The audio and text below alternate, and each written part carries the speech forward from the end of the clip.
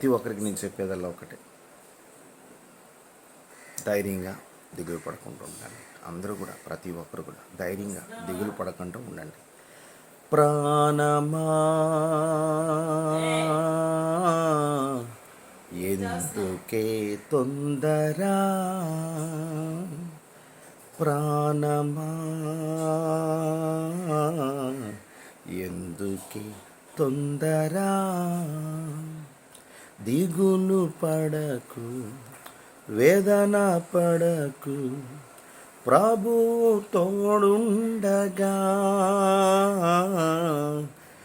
దిగులు పడకు, వేదన పడకు, ప్రభువు తోడుండగా. ప్రాణమా ప్రాణమా ప్రాణమా ఎందుకే తొందర. ప్రతి ఒక్కరికి నేను చెప్పేదల్లా ఒకటే, ప్రభువుని నమ్ముకోండి. ఎటువంటి దిగులు కానీ ఎటువంటి భయం కానీ ఉండదు. ప్రతి ఒక్కరికి ఏం చెప్తాడంటే ప్రభు, యెహోషువలో మొట్టమొదటి అధ్యాయం 5వ వచనం నుంచి 9వ వచనం నుంచి చదివితే, నిబ్బరము కలిగి ధైర్యంగా ఉండండి, దిగులు పడొద్దు, చాడొద్దు అంటాడు ఈరోజు. అందుకే దావీదు గారు కూడా 103వ కీర్తన కూడా చదవండి. ప్రాణమా అంటూ ఆ కీర్తన రాశారు. దేవుడు చేసిన అనేక రకాల మేలులు, ఆశ్చర్యమైన కార్యాలు ఎన్నెన్నో చేస్తారు. ప్రతి ఒక్కరికి నేను చెప్పేదల్లా ఒకటే, ఏ మనుషుడైనా మీకు దూరమైనా అంటే నిద్రించిన, ఖచ్చితంగా పుట్టినవాడు మరణిస్తాడు కనుక ఆ మనిషి దేవుడి దగ్గరికి వెళ్ళాడని నమ్మండి.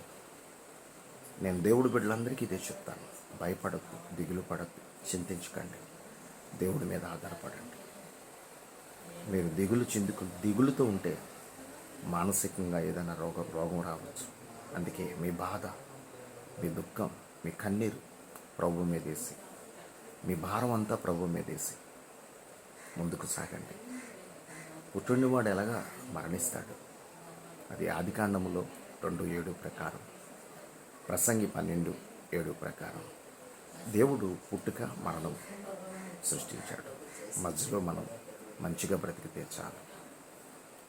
దిగులు పడకు, వేదన పడకు, ప్రభువు తోడుండగా. ప్రాణమ ప్రాణమ ప్రాణమా ఎందుకే తొందర.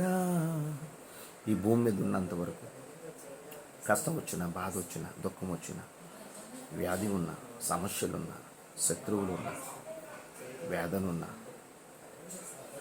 ఎంతమంది నిన్ను బాధపరిచిన, రక్త సంబంధికులైనా, కట్టుకున్నదైనా, కట్టుకున్నవాడైనా, అన్నదమ్ములైనా, అక్క చెల్లెళ్ళైనా, బంధువులైనా, స్నేహితులైనా నిన్ను బాధపరిచిన భయపడద్దు.